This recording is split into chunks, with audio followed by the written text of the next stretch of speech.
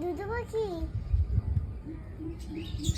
মা ওই সকাল উল্টাই দিচ্ছে না সবাই একটু আস্তে আস্তে ঈশানী কি খাচ্ছ তুমি? ওটা আপেল অ্যাপেল খাচ্ছ?